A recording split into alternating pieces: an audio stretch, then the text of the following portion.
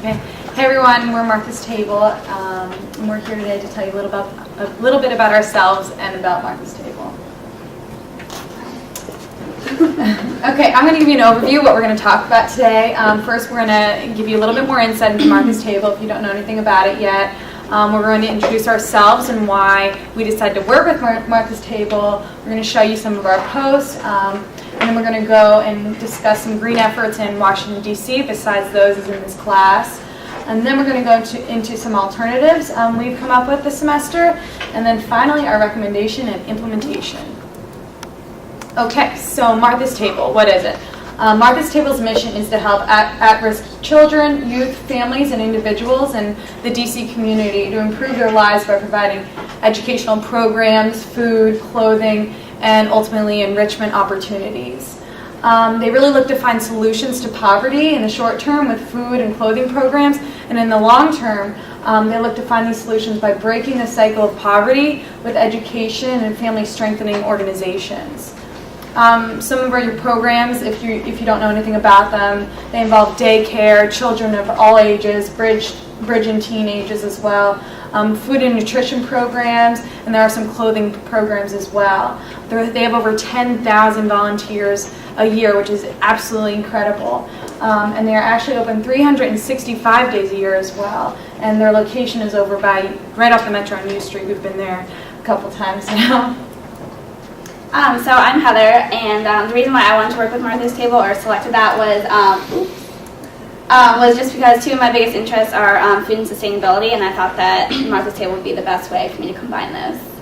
I'm Noor, and the reason why I wanted to work with Martha's Table was given that it's a nonprofit organization here in DC, and they do serve to fulfill the needs of the homeless, families, youth, and seniors as well here in the DC area. Okay, so I'm Michelle, and I wanted to work with Martha's Table because I felt like I could make the most tangible impact with this specific organization. I'm Ignacio, and I felt this would be the place where I could put what I've learned in class, and internships related to finance the best use. And I'm Jonathan, and the reason why I picked Martha's Table is basically the whole industry is very intriguing to me. I wanted to see how our project could impact Martha's Table and the whole industry as well. Okay, so here's some snapshots of some of our initial posts, and we've done a couple since then. But I mean, as everybody knows, every week we've been updating on, everybody through the class blog, which is available through the business school website. And it's been a really amazing place to, give each other our input and recommendations, and we're really grateful and thankful for everybody's input this semester. A couple of weeks ago, we were given the opportunity to go volunteer at Martha's Table. And we were actually really lucky because we were able to go on the two-stop bus stops where you stop in two areas in DC and we feed the homeless. And each one of the homeless, each person is given 4 sandwiches, dessert, fruits, and they're offered drinks as well. And it really soup. Sorry. It really was an eye-opening experience because we got to interact with the people in DC, and we got to meet a lot of people who are very intelligent, very smart, very friendly as well. So it was a great experience. Contacts. We have 3 main contacts. Dominic Musso being the director of facilities. He's the one that's there day to day, is in charge of all the operations, and was probably of most help to us with regards to giving us information what had to be done and how to best to do it. Then was Nadia Sikard. She's a volunteer coordinator. She's the one that took us on the full tour of Martha's Table. She explained to us everything that was happening and what was not happening. She also coordinated our volunteer effort when we went. And then finally, Scott Sellers, we've actually had him in class. He works in DC Central Kitchen, and he told us what was going on there and how we could implement similar things to what they're doing into Martha's Table.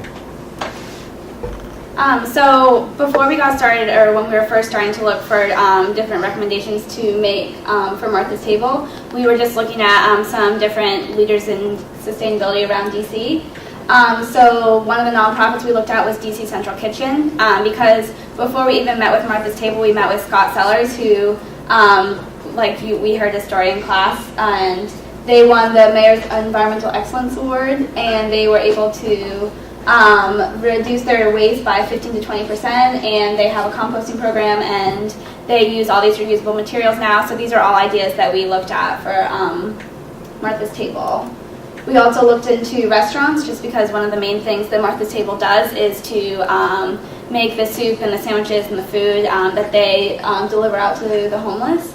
And these are mostly long-term goals that we thought for Martha's Table, just because they're already set up right now and in operation, so it's kind of hard for them to get LEED certified and things like that. But they can look into becoming carbon neutral and kind of buying offsets and things like that. And the next model we looked at was Whole Foods Market, because Whole Foods currently donates fresh produce and other items to Martha's Table. So we wanted to include them as well, also just because they do such great things for the environment. So their three main ideas are reduce, reuse, and recycle. And they also are completely offset by wind energy as well. So we looked into these ideas when we went into their plan as well. So in our alternatives, we actually set up 3 different, we just changed them into 3 different areas. And Scott Sellers actually is the one who gave us this idea. This is what he did when he went to work with DC Central Kitchen. So we're going to go now into the 3, into all the alternatives that we have divided into these 3 sections. Okay, so for cost savings, we thought of some ideas, and one of them is for reducing their electric bills. So one of that is energy efficient light bulbs. And as you can see, 20% electric bills come from lighting, and fluorescent light bulbs actually save $30 per the lifetime of an incandescent light bulb. And those are just some stats, and they can also install motion light switches and sensors and dimmers and that kind of stuff. And now for water bills, they can, one way to save is running the dishwasher only when it's in full capacity, sink dishes in water rather than running through hot water for every wash, and installing low-flow faucets and dual-flush toilets save about 20 to 40% on water bills. And the last, that one is automatic thermostats. Currently they use an old thermostat system, so we figured one alternative is to install an automatic one, and lowering temperature 5 to 10 degrees at night or when no one's there will save 20% on electric bills. And yeah. Another way we looked into cost saving was through energy saving windows. I personally had a contact over at Apex Energy Group, which is a windows type of company in the DC area. So what ultimately that would do would just help with building installations and help definitely save costs for the organization. You know, like every building, you're losing so much heat or air conditioning through your windows. So we thought that'd be a really cool idea. Revenue generating. Oh, initially we thought about recycling the cardboard and being able to sell it. However, we found out that actually will not be possible.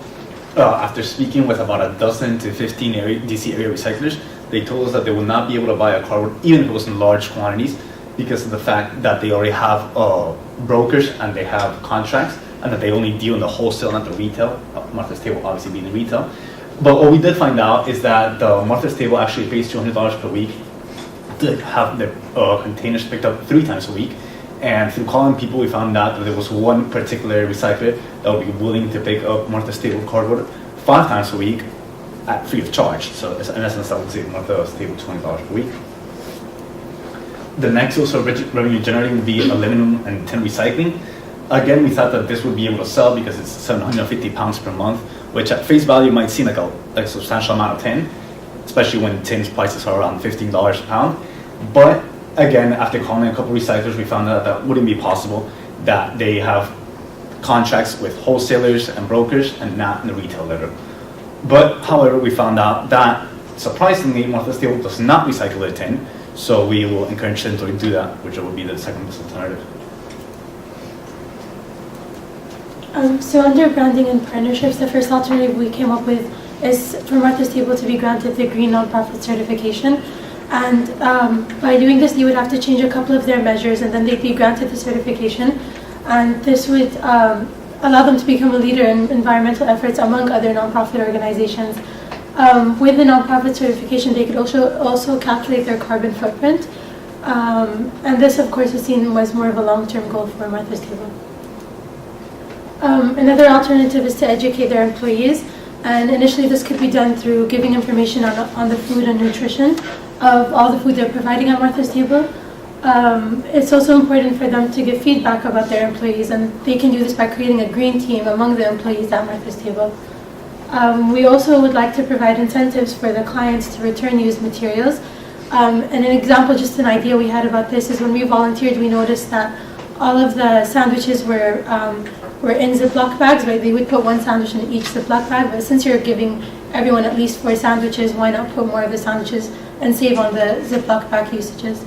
So that was an idea under branding and partnerships.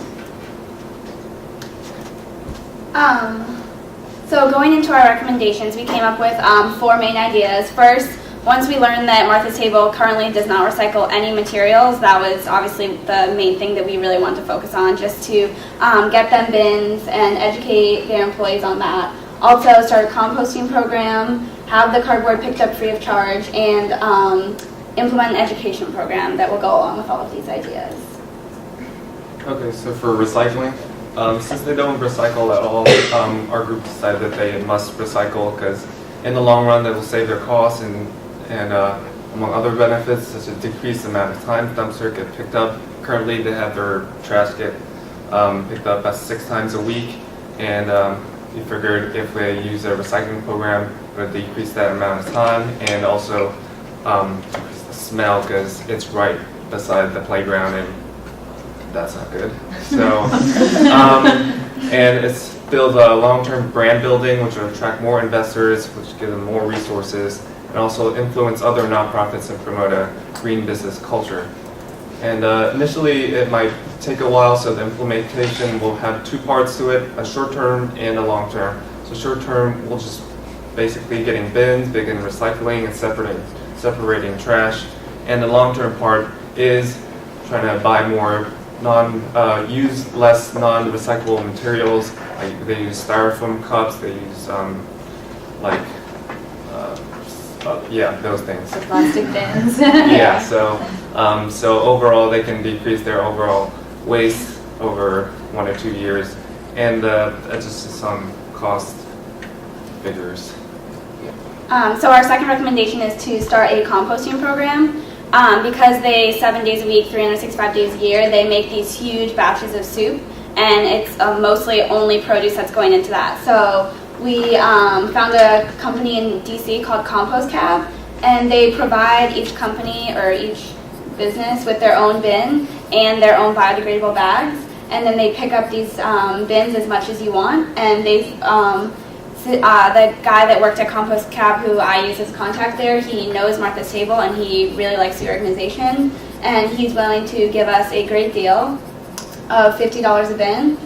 So that will be $90 a week to get picked up 6 times per week, which is really generous of him.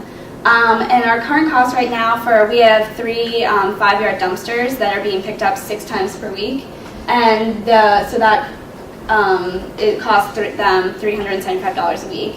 And we're estimating that being able to compost all of the materials would save. We cut the waste in thirds, so that I know we're gonna have to figure out if that's actually it, but that's what we use. And so that will save us approximately $100 a week. So just kind of going over the current cost for what we will save them. The cardboard currently costs $200 a week, and the trash is $375. We are going to save $200 a week by getting the cardboard picked up for free. Recycling, I did those costs again by reducing it by about 1/3, and that will save us $125 a week, and composting $100. So if we can save them around $425 a week, that's very significant. So we're happy with that. Okay, so the next step we were going to discuss with you is our education workshops. Initially, we'll want to implement a lesson plan of sustainability and the effects of green initiatives. These students they have lessons planned every single day, and this wasn't part of the program, so we thought this would be a really interesting way to educate the students. Through recycling, we think would be really great to educate the importance of recycling and the lifestyle of the classroom.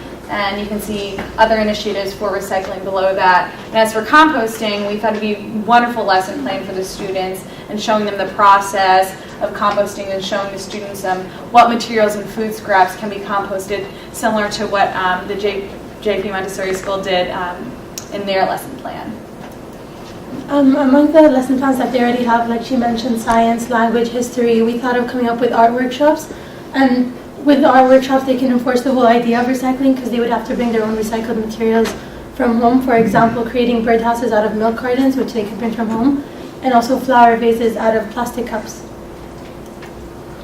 We also thought it would be nice if the students can come up with resolutions like we did in class. So let's say each student has to come up with about 3 changes they're going to make, and this will be based on daily habits, like limiting water use or electricity. Then all the students can post up all their resolutions into a board under, we came up with I Pledge Green, and with this they can learn from each other's resolutions, and this can be a long-term change as well that they can implement in Martha's Table.